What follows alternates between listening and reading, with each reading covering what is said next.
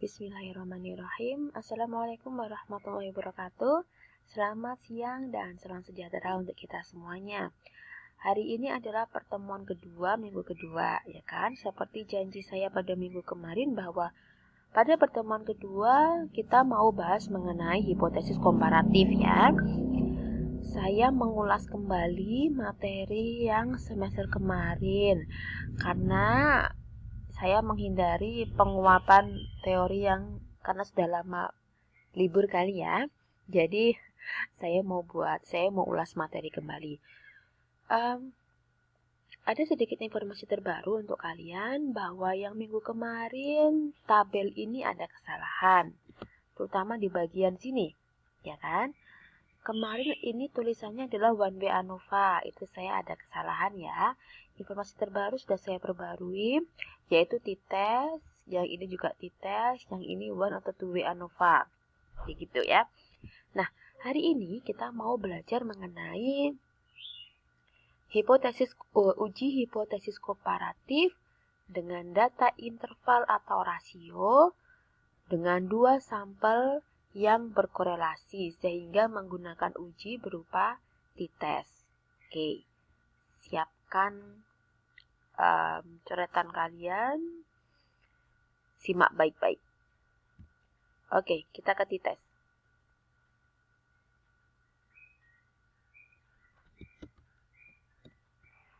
Nah, ini.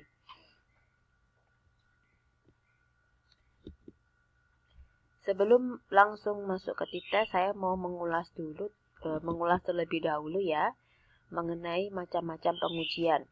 Ada 3 macam pengujian. Yang pertama ada uji dua pihak, masih ingat? Kemudian yang kedua ada uji satu pihak, uji pihak kanan. Kemudian juga ada lagi uji satu pihak, yaitu uji pihak kiri. Apa perbedaan dari ketiganya?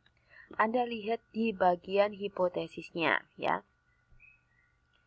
Bagi yang uji dua pihak,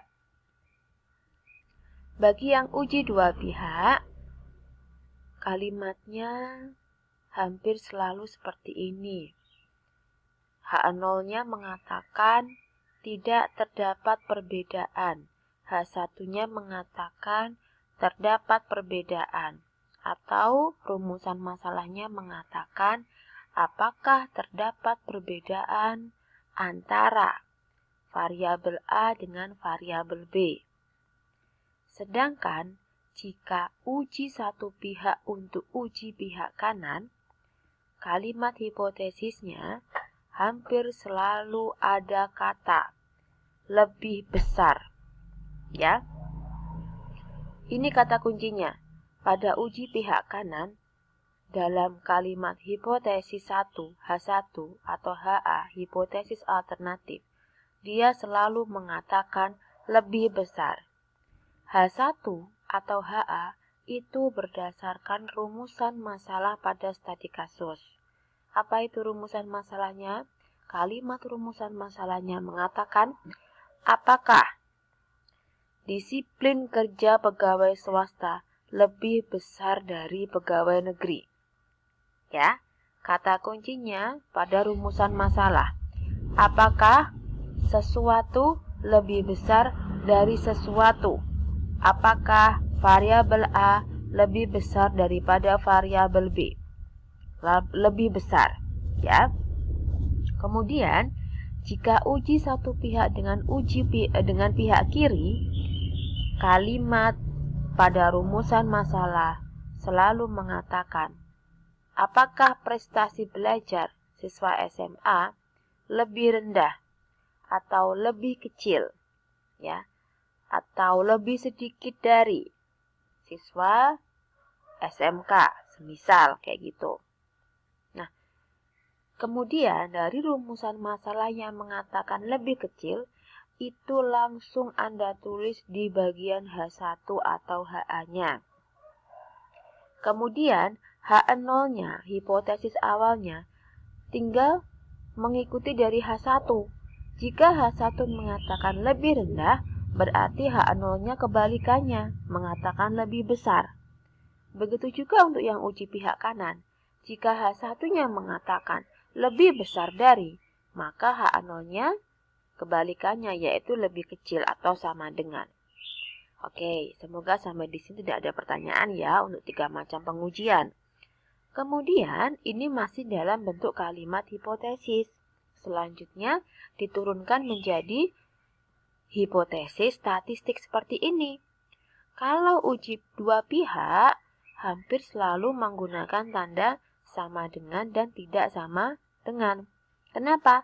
Karena berdasarkan kalimat ini nih, tidak terdapat perbedaan. Artinya apa? Sama kan? Berarti pakai sama dengan. Kalau terdapat perbedaan, artinya kan tidak sama. Berarti menggunakan tidak sama dengan.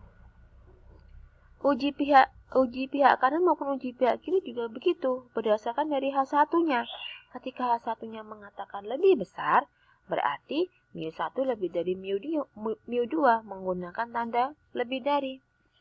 Kalau uji pihak kiri, berarti menggunakan tanda kurang dari. Semua berdasarkan dari H1. Ketika H1 mengatakan lebih besar, berarti simbolnya lebih besar. Kalau misalkan pihak kiri yang H1-nya menggunakan lebih kecil atau lebih rendah, ya berarti kita menggunakan tanda lebih kecil. Kemudian grafiknya, kalau uji dua pihak, ada sayap kiri dan juga sayap kanan yang diuji. Sedangkan kalau hanya uji pihak kanan, berarti hanya menggunakan sayap kanan. Kalau uji pihak kiri ya berarti hanya menggunakan uji pihak kiri. Ya, sayap kiri yang digunakan. Ya kan berbeda ya di antara ketiga ini ya grafiknya kan. Nah, sayap yang diarsir ini adalah sayap penolakan H0. Ini adalah sayap penolakan H0.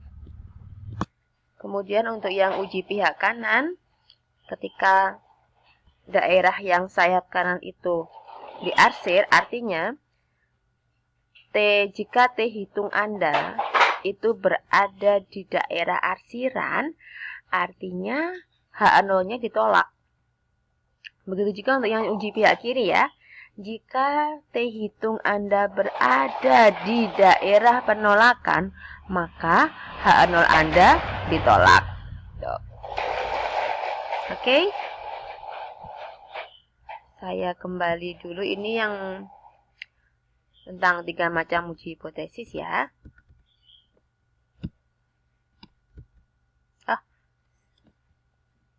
Nah, ini yang komparatif 2 sampel berkorelasi. Masih ingat dengan rumus ini kan? Ini adalah rumus tes uji hipotesis komparatif 2 sampel berkorelasi. Rumusnya seperti ini. Ini semua saya ambil dari bukunya Profesor Sugiono. Jadi kalau semisal mau lihat lebih lanjut mengenai rumus ini, bisa Anda buka ya bukunya.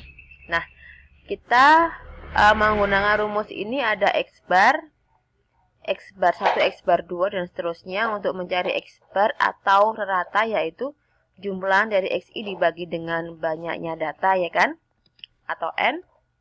Kemudian untuk mencari S atau simpangan baku, rumusnya ini XI datanya, setiap data dikurangi dengan min atau rata-rata ya. Kemudian dikuadratkan, setelah itu dijumlah dan seterusnya. Ini untuk mencari R atau korelasinya. Terus kemudian ini adalah keterangan dari masing-masing lambang. Nah, mungkin kalau hanya melihat rumus semakin bingung ya. Jadi kita langsung ke studi kasusnya. Ini juga saya ambil dari ini ya, bukunya Prof. Sugiono. Jadi saya hanya menjelaskan.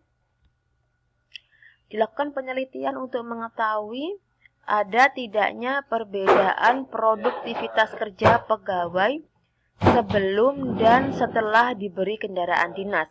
Oke, kita lihat rumusan masalahnya. Ada kata perbedaan. Dan di sini tidak ada kalimat lebih besar atau lebih kecil. Sehingga sudah otomatis ini masuk ke dalam uji dua pihak. Ya, karena ada kata kuncinya, yaitu perbedaan. Nah, next ini contoh data yang akan kita analisis. Kita mau melihat apakah ada perbedaan produktivitas kerja pegawai sebelum dan setelah diberi kendaraan dinas. Sementara ini dulu, lanjut untuk jawaban. Saya mau masuk ke part 2 ya. Part 1 sampai di sini.